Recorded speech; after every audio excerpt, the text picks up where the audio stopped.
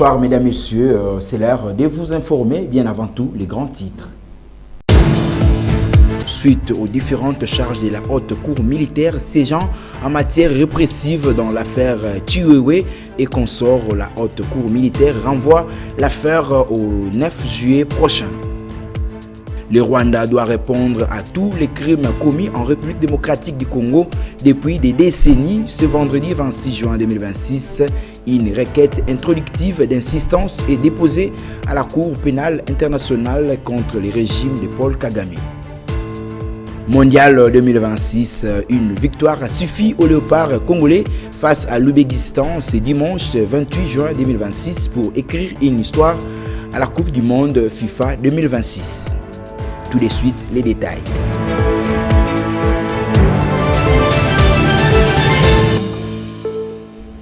Merci de votre dévolu sur Kinactu Télévision. Démarrons ce journal par cette nouvelle. Face à la situation sanitaire liée à la résurgence de la maladie à virus Ebola, souche Bundi-Bugyo, de nouvelles mesures strictes et renforcées ont été annoncées à l'issue de la réunion tenue le jeudi 25 juin dernier entre le président de la République, Félix-Antoine Tshisekedi Tshilombo, et la Task Force nationale chargée de la lutte contre le virus. Suivez.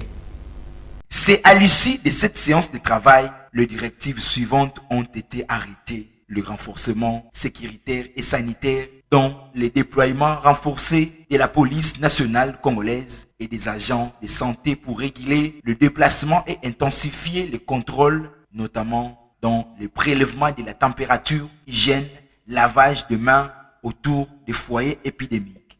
Protocole d'isolement, instauration d'une période d'observation sanitaire obligatoire de 21 jours pour les contacts avérés, restriction des voyages à l'étranger pour des résidents des zones affectées. Ainsi, l'appui humanitaire et infrastructure, une instruction donnée au ministre des Affaires sociales de coordonner une assistance humanitaire dans les sites des déplacés parallèlement à l'accélération des chantiers des centres de traitement de proximité. Sur le plan épidémiologique, le ministre de la Santé publique, le Dr Samuel Roger Kamba, a fait un état de plus de 1100 cas recensés, 277 décès. L'autorité urbaine de Kinshasa, Daniel Bumba, a quant à elle certifié l'absence totale des cas dans la ville-province de Kinshasa. Toujours dans ce registre, sachez que la ministre d'État en charge des affaires sociales, Eve Ibazaïba, a accordé une audience le jeudi 25 juin dernier, voulais-je dire, à la délégation d'African CDC conduite par son directeur général, le docteur Jean Kasseya, ainsi que le partenaire humanitaire au menu de leur échange la riposte contre la maladie à virus Ebola en République démocratique du Congo. Suivez. La réponse à cette épidémie n'est pas seulement sanitaire, mais elle est encore plus humanitaire. Et il est clairement ressorti dans nos discussions hier que nous avons, et c'est les chiffres que la ministre d'État nous a donnés aujourd'hui, plus de 1 150 000 personnes qui vivent dans des camps. Et dans ces camps-là, il y a commencé à avoir des cas positifs, mais on n'a pas accès dans ces camps. Ça signifie quoi? Si nous n'apportons pas une réponse humanitaire très forte aujourd'hui, il y a des risques que non seulement les gens meurent d'Ebola, mais aussi des choléra, des rougeoles et d'autres maladies, et que l'on ne puisse pas être en mesure d'arrêter l'épidémie rapidement. Voilà pourquoi, ensemble avec le ministère de la Santé et les partenaires, surtout des Nations Unies, nous avons eu cette réunion aujourd'hui avec la ministre d'État des Affaires humanitaires pour évaluer les besoins, d'abord sur l'Ituri et ensuite dans d'autres contrées. Et nous avons estimé qu'avec 1,4 milliard de dollars, nous pouvons arrêter cette épidémie rapidement à l'Ituri. Premièrement, on va résoudre l'urgence sanitaire. Deuxièmement, nous allons résoudre les problèmes humanitaires. Ça signifie que ça va nous permettre de démanteler les camps. Ceux qui peuvent repartir vont le faire. Troisièmement, ça va nous permettre de résoudre les problèmes sécuritaires. Le dernier bénéfice, c'est qu'il y a le développement économique, puisque ces jeunes vont commencer à contribuer au développement économique de leur région. Donc, investir 1,4 milliard aujourd'hui amène des bénéfices au-delà du secteur de la santé au-delà du secteur humanitaire et ça renforce l'économie du pays. Le ministre des Droits humains, Maître Samuel Mbemba Kabouya, a réuni le mercredi 24 juin dernier le représentant de l'opposition, de la majorité et de la société civile pour discuter de la sécurité lors de manifestations. Il a à cette même occasion déconseillé la marche de l'opposition prévue le 8 juillet prochain dans la capitale, estimant qu'elle pourrait mettre en danger le manifestant, notamment en raison du choix de la Gombe, une zone sensible. Il a même évoqué un risque de manipulation visant à provoquer des incidents pour en accuser les autorités. Suivez. Nous venons d'avoir réunion avec les représentants des partis politiques, de la majorité, de l'opposition, les représentants des ONG de droits de l'homme, dont ACAJ, Azado et Nouvelle Société Civile, ainsi que les représentants de toutes les confessions religieuses. L'objectif était de rappeler que chaque vie des Congolais compte pour le gouvernement et que dans notre devoir de promouvoir et de protéger les droits humains, le travail se fait pour que s'il y a des manifestations, qu'il n'y ait pas atteinte à des vies humaines, qu'il n'y ait pas atteinte à l'intégrité physique des personnes et que les biens des personnes soient aussi protégés. Nous apprenons que dans le cadre des manifestations à venir, dont celle prévue le 8 juillet, il y aura atteinte à des vies humaines des participants. Et cela sera fait pour qu'on puisse les mettre sur la responsabilité des agents publics. En clair, ce sont les organisations de la manifestation eux-mêmes qui s'apprêtent à créer ces forfaits pour après les mettre sur la responsabilité des agents publics.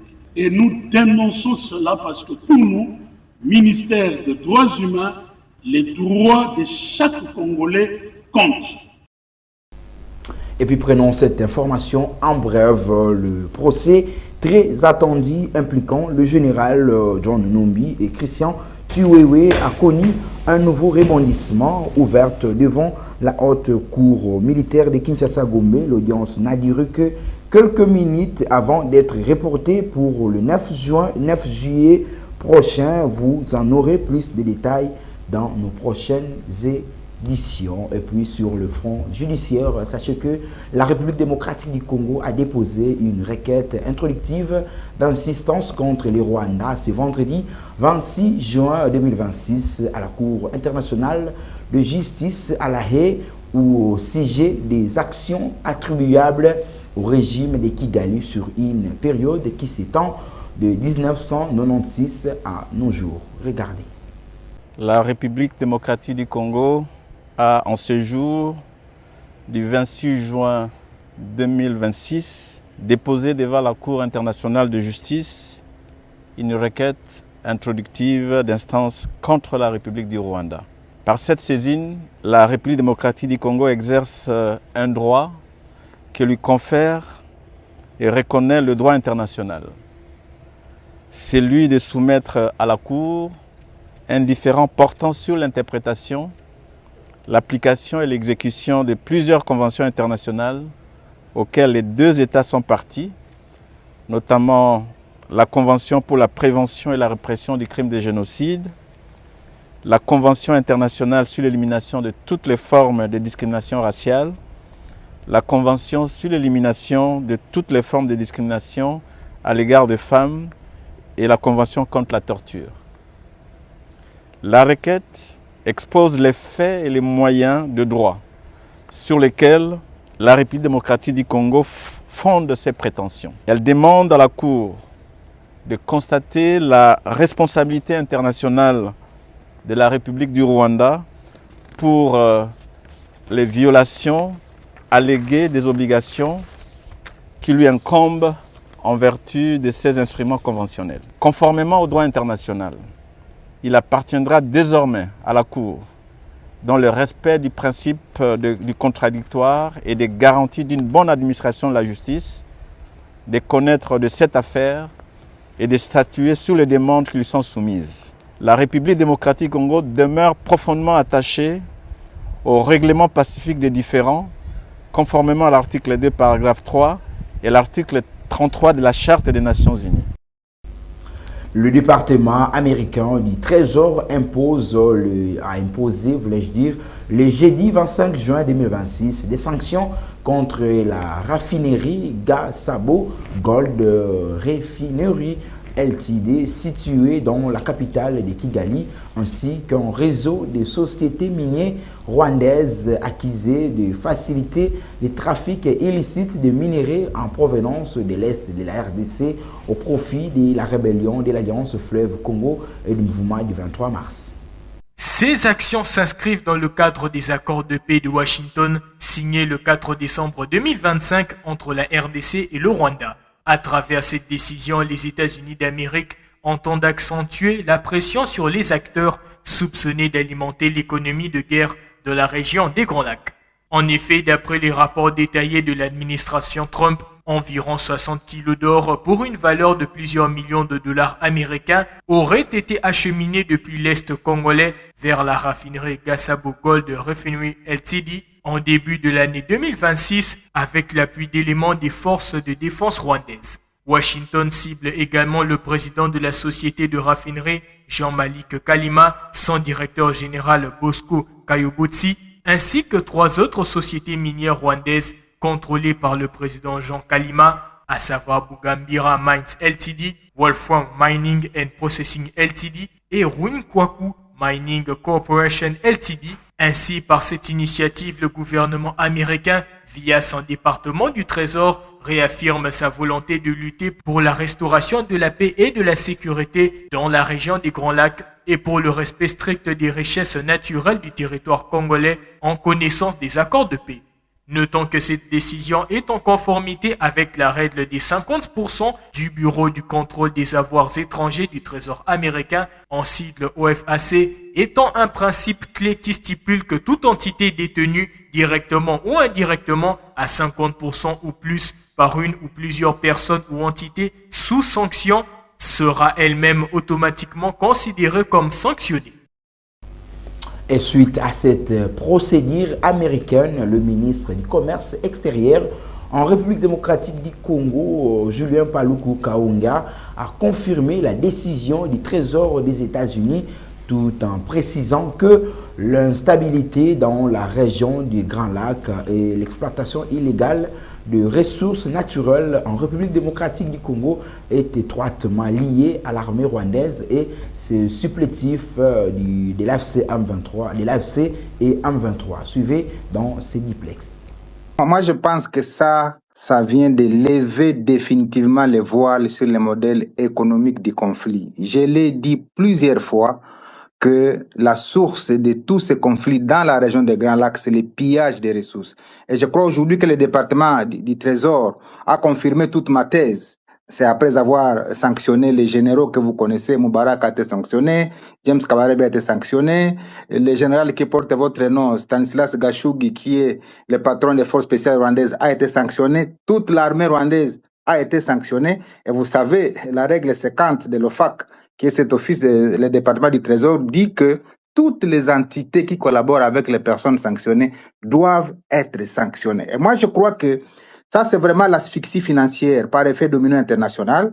C'est le démantèlement de la chaîne de blanchissement de l'or. C'est la fin de l'exception rwandaise et du narratif de la culpabilité occidentale. Vous savez, depuis 30 ans, le Rwanda a toujours considéré que, bon, il a été victime du génocide et il s'est nourri de cette image-là pour faire des dégâts dans la région des Grands Lacs. Et c'est la fin, donc, pour moi, du chèque en blanc. C'est l'érosion du modèle de Paul Kagame. C'est l'isolement diplomatique. Et donc, ça conforte ma thèse que les véritables FDLR que le Rwanda poursuit en République démocratique du Congo s'appelle Minéré et le département du Trésor vient de le confirmer. Action gouvernementale, restons-y. Le ministre de l'Emploi et du Travail, Ferdinand Massamba, a entamé le jeudi dernier une mission officielle de contrôle et de suivi des conditions de travail dans la ville de Matadi, chef-lieu de la province du Congo central. Plus de détails dans ce reportage. Fidèle à son approche des proximités et de terrain, depuis sa prise de fonctions à la tête du ministère de l'Emploi et du Travail, Ferdinand Massamba poursuit sa tournée d'inspection à travers le pays afin de s'assurer que les travailleurs congolais évoluent dans des conditions conformes aux normes du travail décent. Après plusieurs missions effectuées dans différentes provinces, le ministre national de l'Emploi et du Travail est arrivé ce jeudi 25 juin 2026 dans la province du Congo central pour une nouvelle série de contrôles et d'échanges avec les acteurs du secteur. À son arrivée, Ferdinand Massamba a été accueilli dans une ambiance chaleureuse marquée par une forte mobilisation des autorités provinciales, conduite par le ministre provincial de l'Emploi, des cadres et agents des services sous tutelle, ainsi que des militants des partis politiques de l'Union sacrée de la Nation. Avant le lancement officiel proprement dit de sa mission, le patron de l'Emploi et du Travail a été reçu en audience par le vice-gouverneur de province, assumant l'intérim du gouverneur en mission. Monsieur le ministre national de l'Emploi et du Travail. Les deux personnalités ont passé en revue plusieurs questions d'intérêt provincial, notamment celles liées à l'emploi, au travail et à la protection des travailleurs. À l'issue de cette rencontre, le ministre Ferdinand Massamba s'est confié à la presse. Et nous sommes ici, comme vous l'avez souligné, dans le cadre de l'itinérance et d'inspection du travail, avec un contrôle qui a été initié par son Excellence, Monsieur le Président de la République lui-même, pour vérifier, sanctionner et aussi remettre de l'ordre dans le monde du travail. Voilà pourquoi son souci est de voir que les Congolais sont traités comme tels conformément au texte légaux. J'ai été dépêché par notre chef du gouvernement, son Excellence Madame la Première ministre. Il dit souvent local, c'est un contrôle qui doit être déployé sur toute l'étendue de la province du Congo central. Et toutes les entreprises qui sont assujetties au code du travail sont concernées. Nul n'est au-dessus de la loi. Cette mission s'inscrit dans la vision du gouvernement de promouvoir l'emploi décent et de renforcer le respect de la législation du travail sur toute l'étendue du territoire national. Une vision présidentielle et gouvernementale que le ministre entend matérialiser également dans le Congo central au cours de son séjour. Une brève dans ces journaux également. Une grève se poursuit à la Société congolaise des postes et télécommunications en République démocratique du Congo, SCPT en sigle, où les agents de cette entreprise publique décrètent la démission de l'actuelle directrice générale Sandra Chibonge Mbiye en raison de l'impayement des 17 mois d'arriérés des salaires et la négligence du protocole d'accord conclu entre les travailleurs.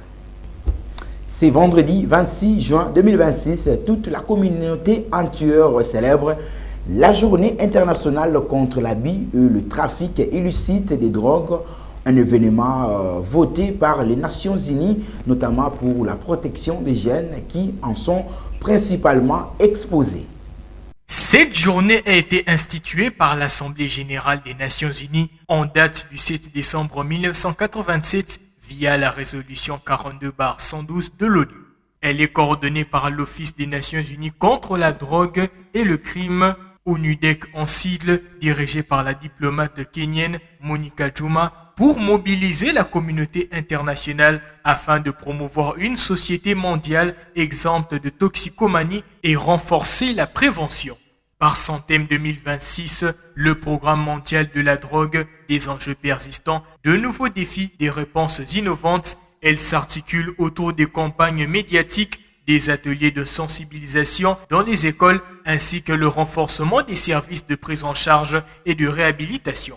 Les risques rencontrés par les victimes sont principalement des troubles de l'humeur, la paranoïa, mais aussi la dégradation des capacités cognitives, des cas très fréquents en République démocratique du Congo où les jeunes sont exposés à plusieurs produits dont le bangui, le bombé et la guinée. Ainsi, cette journée illustre les efforts de toute la communauté internationale pour lutter contre les utilisations de substances illicites sous toutes leurs formes, en principe pour toutes les couches de la jeunesse. Et puis en sport, les Léopards de la République démocratique du Congo sont arrivés à Atlanta, aux États-Unis, pour les derniers matchs du groupe K prévus dans la nuit du samedi 27 au dimanche 28 juin prochain face à l'Ouzbékistan. Les Congolais espèrent à une victoire pour assurer leur place au 16e des finales. C'est à Atlanta que les Léopards congolais ont posé leurs valises en prévision du match contre l'Ouzbékistan, comptant pour la 3e et la dernière journée de la phase de groupe. Aussitôt arrivés, les fauves congolais ont bénéficié de la visite de Rocky Bouchiri, venu apporter son soutien à ses coéquipiers avant cette explication alléchante pour la sélection nationale congolaise. Cette visite du rock congolais est un geste fort qui témoigne un esprit patriotique et de l'unité qui anime les hommes de Sébastien Desabre.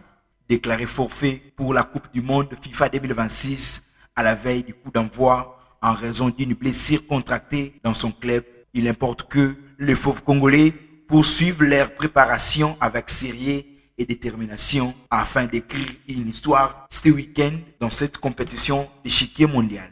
Placé 3e du groupe K avec un point derrière la Colombie et le Portugal, l'espoir fait vivre, dit-on. Ce dimanche, une victoire peut rassurer la continuité de la République démocratique du Congo dans cette Coupe du Monde.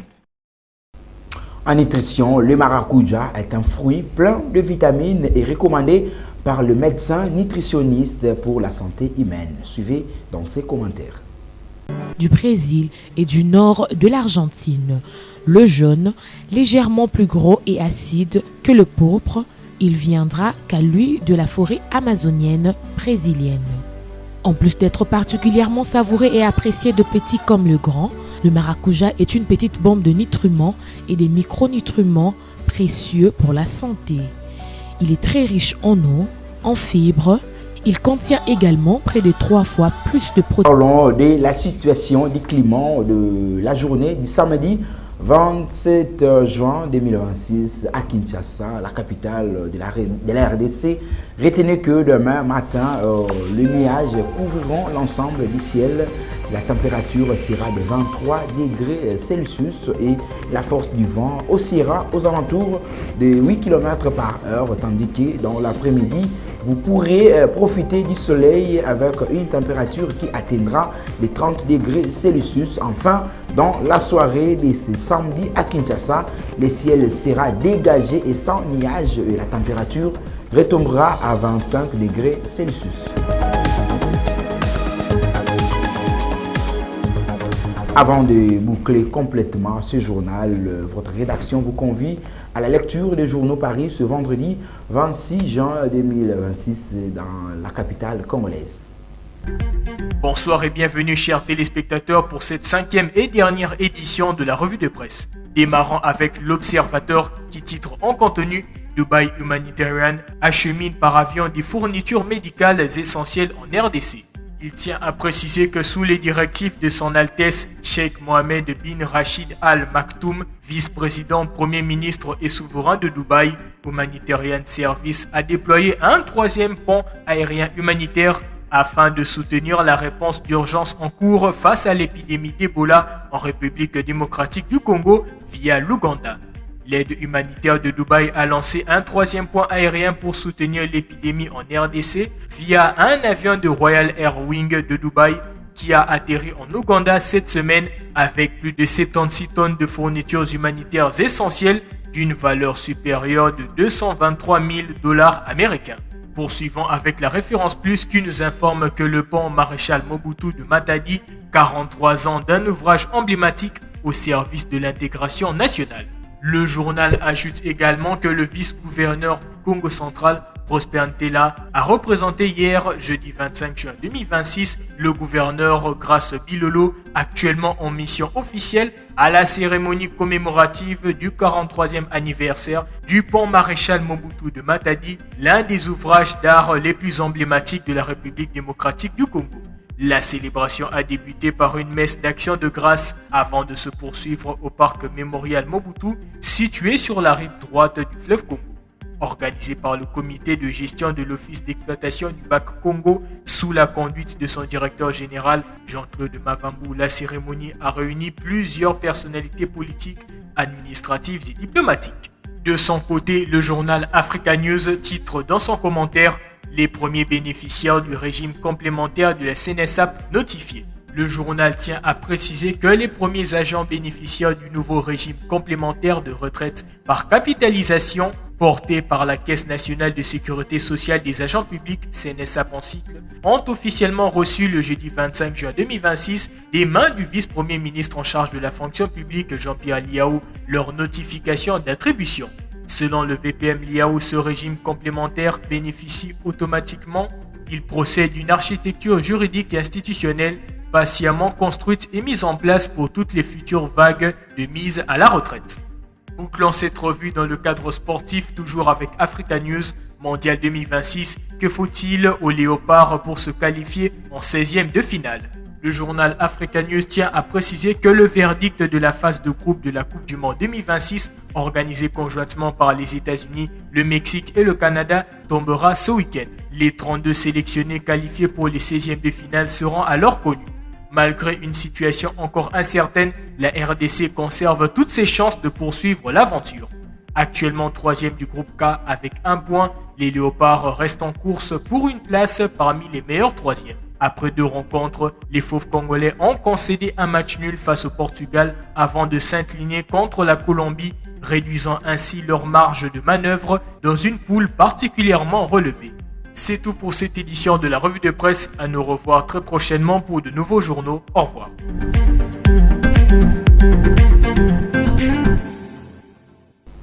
C'est tout pour ce soir. Place au rappel des titres. Suite aux différentes charges de la haute cour militaire siégeant en matière répressive dans l'affaire Chiwewe et consort, la haute cour militaire renvoie l'affaire au 9 juillet prochain. Le Rwanda doit répondre à tous les crimes commis en République démocratique du Congo depuis des décennies. Ce vendredi 26 juin 2026, une requête introductive d'insistance est déposée à la Cour pénale internationale contre le régime de Paul Kagame. Mondial 2026, une victoire a suffi aux léopards congolais face à l'Ouzbékistan ce dimanche 28 juin 2026 pour écrire une histoire à la Coupe du Monde FIFA 2026. C'était là l'essentiel de l'actualité.